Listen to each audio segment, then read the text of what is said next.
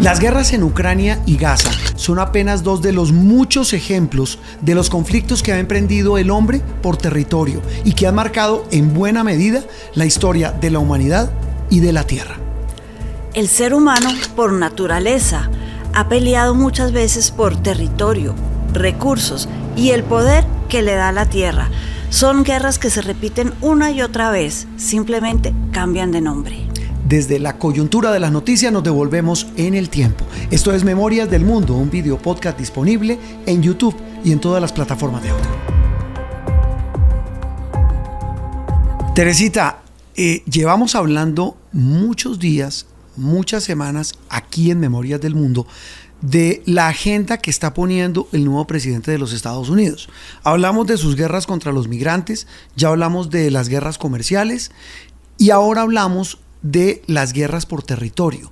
Mientras las dos primeras son guerras que está declarando el nuevo presidente de Estados Unidos, en la tercera, la de tierras, la de territorios, pareciera que pretende acabarlas. Usted lo ve así y se lo pregunto por sus dos más recientes intervenciones que fueron las conversaciones con Putin y Zelensky por el tema Ucrania y la conversación con Netanyahu y con el rey Hussein de Jordania por el tema Gaza. Son guerras que tienen que ver con territorio. Si empiezo por Gaza, sí, los territorios son importantísimos para que uno exista como país. Palestina vive por el territorio y la idea de Trump de acabar con Gaza, de que la gente se vaya, es preocupante. No solo porque ¿qué pasa con todos estos refugiados? ¿Por qué no los quiere Jordania? ¿Por qué no los quiere Egipto? Parte porque se les pueden colar terroristas, pero parte porque al quitarle los habitantes a un territorio, quitan la posibilidad de que ese territorio se convierta en un país que refleje una nación, una identidad, un grupo de gente. En el caso de Ucrania, Teresita, el tema también pasa por dominio territorial.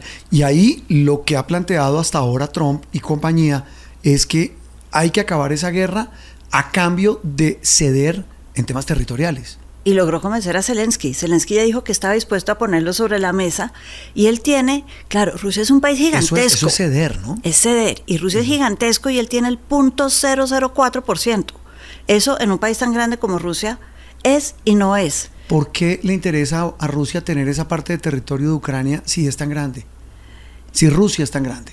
El 18% que ya controlan de Ucrania, porque ahí hay muchos rusos, porque ahí nació, dicen ellos, lo que es el concepto de rusiandad.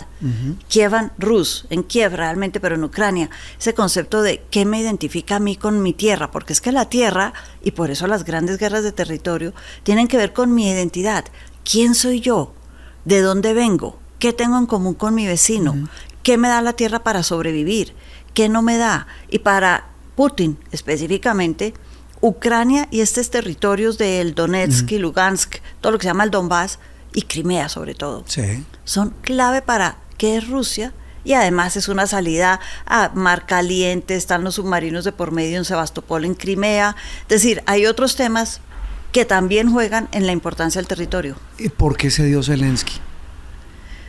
Zelensky se dio en parte porque Trump dijo, yo a usted le voy a disminuir la ayuda, y si usted no negocia, se la voy a acabar totalmente. Y ahí sí lo acaban los rusos. Total, y ayer dijeron en estos días en la OTAN, el nuevo secretario de Defensa dijo, qué pena señores Europa, pero la guerra es en su continente, pongan de su parte, acábenla ustedes. Y pongan plata. Pongan plata, que Estados Unidos ya no tiene por qué solucionarle los problemas a ustedes. Entonces para Zelensky es el menos mal de los males. Claro, porque él sabe que con solo la ayuda de Europa no gana nada y va a seguir perdiendo. Ahora sí, Teresita, de la coyuntura de la actualidad a la historia, las guerras territoriales, ¿por dónde arrancamos?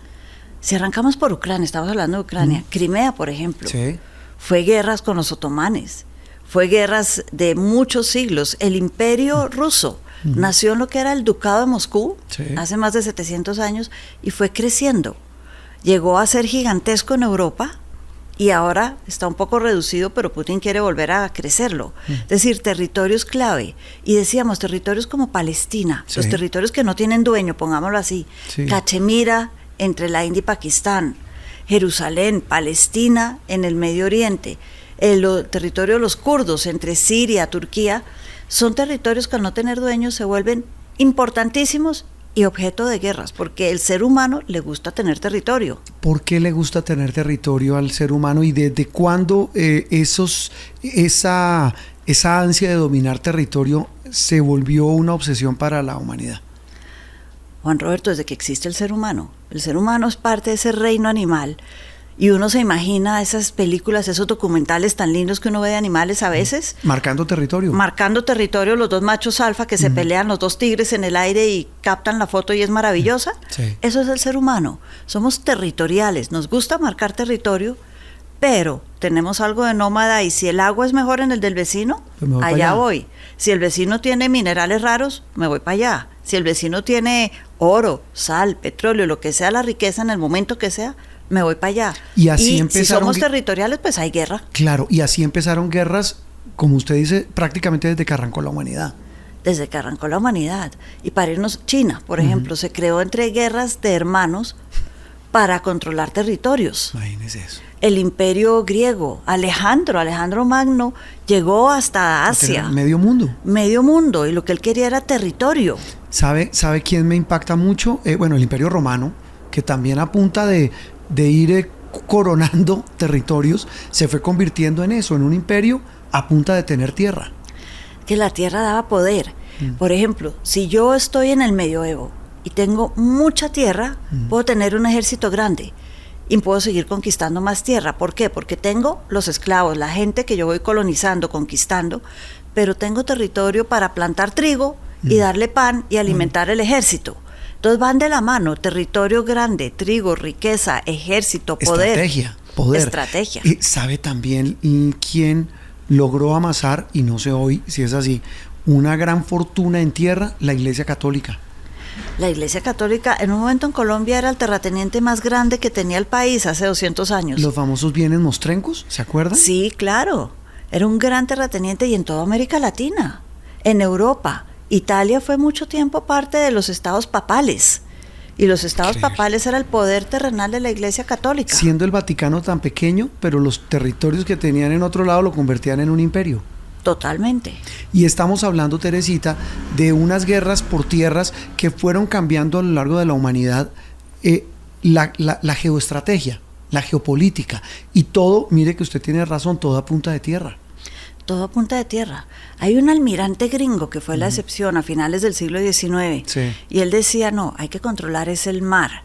Ah, bueno. Porque el mar me da las rutas. Pero ¿a dónde llegan las rutas? La otra zona estratégica. Claro. Las rutas llegan a la tierra y eventualmente todos los caminos conducen a Roma o a la tierra. O a la tierra. Y sabe también que se pone uno a reflexionar, devolviendo ahora que habla de gringo y de Estados Unidos, las colonias. Los grandes imperios como España, Francia, Inglaterra, Portugal, se hicieron a punta de apoderarse de tierra. Claro, todos países tan pequeños como los Países Bajos que le robaban territorio al mar, ahí hay otro tema. Sí. Para ser Bélgica. más grandes, Bélgica tuvieron colonias en África. En Indonesia fue territorio holandés, Sudáfrica fue de Holanda, Trinidad Tobago, Surinam.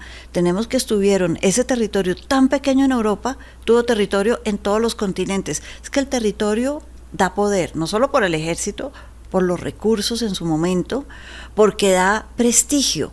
Cuando Theodore Roosevelt llega al poder en Estados Unidos a principios del siglo XX, dice, uy, si nosotros vamos a ser relevantes tenemos que tener colonias, si no nadie nos va a tomar en serio. El no tener un territorio de ultramar como se llamaba, le quitaba prestigio y seriedad al país. Por eso miró, no solo Panamá, miró Marruecos. Se quería quedar con lo que hoy es el Sahara Oriental, Occidental. Todo es maravilloso como la tierra ha cambiado al ser humano. Y si nos venimos más hacia acá, a nuestra historia, que es otro capítulo aparte, mire que el gran motor del conflicto en Colombia ha sido siempre por la tierra. El control del territorio. El control de la tierra. Bien sea para producir lo que no hay que producir, o para controlar lo que la tierra nos da. O para tenerlo y así no produzca nada. Sí, es más, nuestra única guerra declarada, así formalmente, yo le declaro la guerra a usted me la declara como en los juegos, que uno jugaba de chiquito, fue a Perú, 1932, por Leticia y por el Amazonas, el Era conflicto una guerra Leticia. chiquita por solo Leticia y parte del Amazonas, ¿no? Sí. ¿Cuánto duró esa guerra? Esa guerra duró 2 años, fueron del 32 al 34. Qué barbaridad. Y el país en ese momento, Vázquez Cobo, el presidente de Olaya, todos se fueron lanza en ristre contra el Perú porque soberanía sin tierra no es soberanía. Entonces hay que defender la tierra. Es lo único que no se negocia. Hay una historia divertida, Juan Roberto, rápida, de Genghis Khan. Sí. Genghis Khan, todopoderoso. Se devolvió usted un poquito, ¿no? Poquito. Genghis Khan. Genghis Khan, es que es un señor que tenía de largo y de ancho y dejó muchas enseñanzas. De Mongolia. De Mongolia. Sí. Estamos hablando hace 1000 años, más o menos. En un momento dado, se le acercó, su gran enemigo era China, un emisario de los chinos y le dijo, oiga, vi una mujer divina en su territorio, mi emperador la quiere para casarse con ella. Reunió el consejo le dijo, no, van a tener hijos mongoles y nosotros no podríamos pelear con nuestra propia raza. Genghis Khan dijo, no vamos a fracturar la paz por eso, y la mandó. Vuelve el emisario y le pide esta vez un caballo, un semental divino. Y otra vez el consejo, no, pero van a tener unos caballos el día de mañana que nos van a hacer la guerra a nosotros. Eran los mejores del mundo, los caballos mongoles. No les podemos dar, eso es un arma de guerra. Con uno no van a lograr mucho, démoselos. Vuelve por tercera vez y dice, hay un territorio, un pantano horrible en la frontera con ustedes que China usa para mandar a los prisioneros porque ya no le caben en Beijing. Allá no se da ni el arroz, mejor dicho, el pantano es terrible y ustedes gastan plata cuidándolo, alimentando soldados, vistiendo a los soldados. Si nos lo dan, de verdad, nosotros mandamos a todos los indigentes y a todos los indeseables allá y solucionamos 2 problemas de uno. El consejo esta vez dijo, ya sabemos cómo funciona Genghis Khan. Y Genghis Khan están equivocados. Yo negocio todo menos la tierra y les mando a cortar la cabeza a todos. La eterna pelea por las tierras, Teresita, porque la noticia también tiene historia. Esto es Memoria del Mundo, un video podcast disponible en YouTube y en todas las plataformas de audio. Boombox.